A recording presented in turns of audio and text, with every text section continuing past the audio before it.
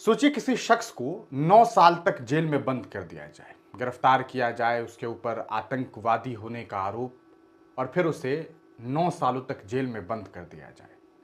समाज के लोग, मोहल्ले के लोग, आस पड़ोस के लोग, शहर के लोग, गांव के लोग, देश के लोग आपके बारे में क्या सोचेंगे? आपको लोग आतंकवादी कहेंगे। आपको ही नहीं बल्कि आपके पूरे घर वालों को ऐसी नज़र से देखेंगे जैसे हर नज़र में वो धिक्कार आप पर फेंकेंगे। वो कहेंगे कि देखो ये तो आतंकवादी है, जो उसके घर का ये इंसान है। लोग कहेंगे अरे तुमने ये घर नहीं देखा, इसी घर का तो व्यक्ति था जो 2016 में आतंकवादी के जुर्म में गिरफ्तार किया गया है, आतंकवाद के जुर्म में गिरफ्तार किया गया है। लोग तो यही कहेंगे। अरे गांव में कोई व्यक्ति अगर चोरी कर लेता है और पकड़ा जाता है तो लोग क्या कहते हैं कि फलाने का बचवा था, चोर था। यहां तक कि उस घर में अगर किसी की बच्ची, किसी बेटी की शादी हो तो लोग कहेंगे अरे उस घर में शादी मत करना, उसका भाई, उसका बाप, उसका जो रिश्तेदार है वो तो चोर है, पता नहीं कैसा परिवार होगा। हम आपको एक खबर बता रहे हैं। ये खबर है जमशेदपुर से। जमशेदपुर से ये खबर सामने आई है कि वहां 9 सालों के बाद तीन मुसलमानों को जेल से बाइज्जत बरी कर दिया गया है। यह कह करके कि आपको बाइज्जत बरी किया जाता है क्योंकि आपके ऊपर जो आतंकवाद का केस था, इसको लेकर के हमारे पास कोई प्रूफ नहीं है। अदालत में यह चीज साबित ही नहीं हो पा रही है कि आप आतंकवादी हैं।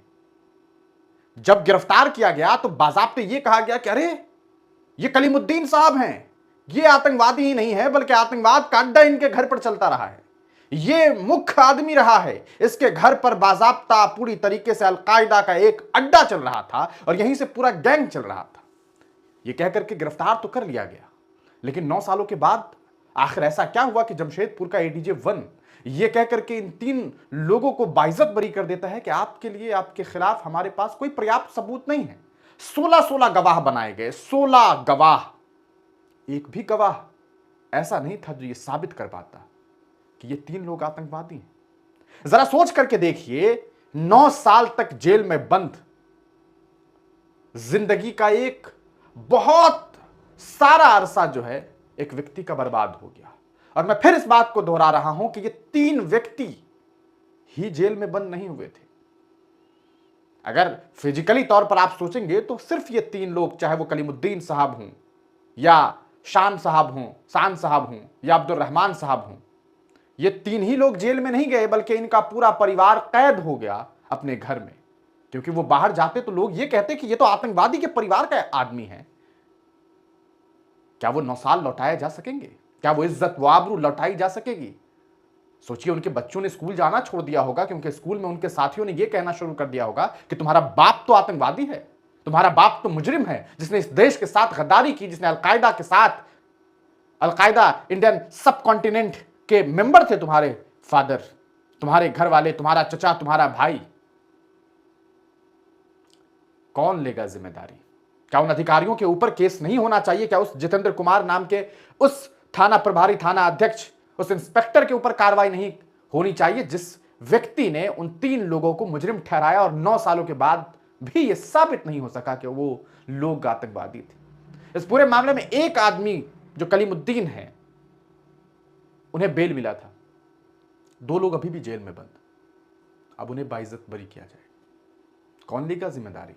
सन 2016 जनवरी के महीने में इन लोगों को गिरफ्तार कर लिया गया, ये कह करके कि आप अलकायदा के लिए काम कर रहे हैं, आप अलकायदा के लिए सरगना के तौर पर काम कर रहे हैं, इस देश के साथ गद्दारी कर रहे हैं, इस देश के साथ जो कहा सकता है देश की जो आवाम है, देश की जो जनता है, उसके साथ गद्दारी कर रहे हैं।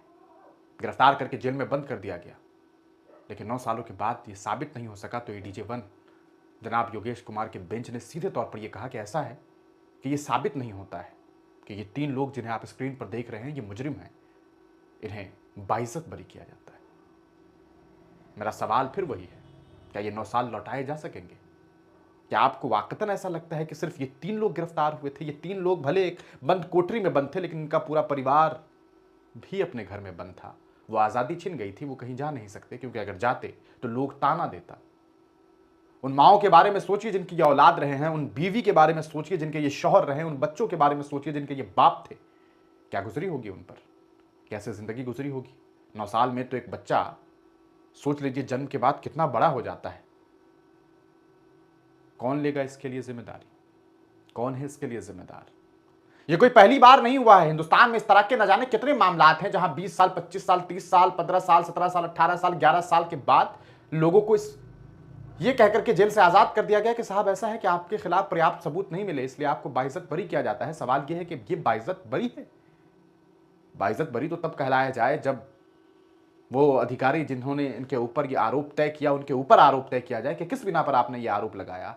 उन्हें 9 साल तक जो उनके परिवार पर गुजरी, उनके जो फाइनेंशियल क्राइसिस आया, उन सब कुछ को जोड़ करके एक कीमत अदा की जाए, तब जाकर के शायद थोड़ा जख्म भरे। ये जख्म तो बिल्कुल नहीं भरा जा सकता, क्योंकि आप सोच करके देखिए कि 9 साल में कितने दिन होते हैं, कैसे जिंदगी गुजरी होगी। लगभग अगर आप आंकड़ों को भी समझने की कोशिश करेंगे तो लगभग कितना भी कम, तो आप सोच लीजिए कि कैसे 9 साल कोई आदमी जेल में बंद हो सकता है। लगभग ये जो आंकड़े हैं वो 3000 दिन। सोच करके देखिए, ये तस्वीरों को देखिए, आप ये चेहरों को देखिए। दाढ़ी टोपी वाले ये शख्स क्या सिर्फ इसलिए मुजरिम ठहरा दिए गए क्योंकि इनके चेहरे पर दाढ़ी थी, इनके सिर पर कोई टोपी, इस वजह से? क्या कलीमुद्दीन साहब, अब्दुल रहमान साहब, शान साहब की क्या गलती थी? क्यों इन्हें गिरफ्तार किया गया? आपको बता दें, सन 2016 में जमशेदपुर में एक इलाका है बिस्टूपुर, उसी थाने के इंस्पेक्टर जितेंद्र कुमार हैं, उनके द्वारा इन तीनों को गिरफ्तार किया जाता है। इनके ऊपर आरोप तय किया जाता है। 16 गवाह होने के बावजूद भी इस पूरे मामले में, मैंने शायद योगेश कह दिया था, एडीजे जो है विमलेश कुमार का बेंच था, ये एडीजे 1 विमलेश कुमार, इस पूरे मामले में जो है इन लोगों को रिहाई दी गई। इस पूरे मामले में आपको बता दें, दिलीप महतो हैं, एडवोकेट हैं, उन्होंने भी यही बात बताई कि भाई कोई सबूत नहीं मिला, कोई पर्याप्त सबूत नहीं मिला। कौन लेगा जिम्मेदारी? कौन है इसके लिए जिम्मेदार?